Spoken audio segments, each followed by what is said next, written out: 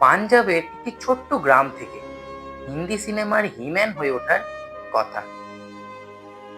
ধর্মেন্দ্র একদিন গোপনে দিলীপ কুমারের শহীদ ছবিটি দেখতে গিয়েছিলেন। ওনার অভিনয়ে মুগ্ধ হয়ে তিনি সেদিনই সিদ্ধান্ত নেন উনি অভিনেতা হবেন।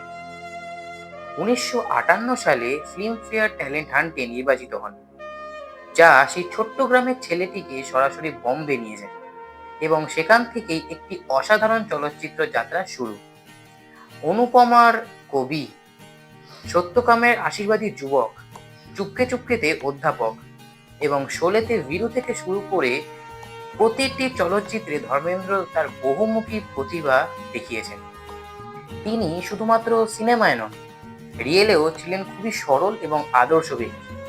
কারণ একবার ওনার শুটিং এর সময় অভিনয়ের পোশাক হারিয়ে যায়, তখন তিনি বিনা দ্বিধায় ড্রাইভারের নোংরা পোশাক পরে শুটিংটি শেষ করেন।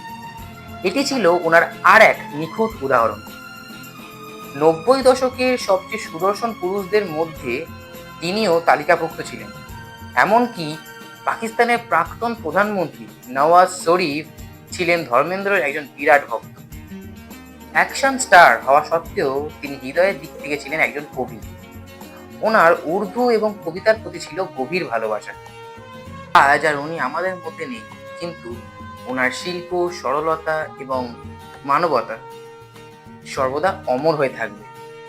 তাই আমরা কামনা করি উনি যেখানেই থাকুন ভালো থাকুন।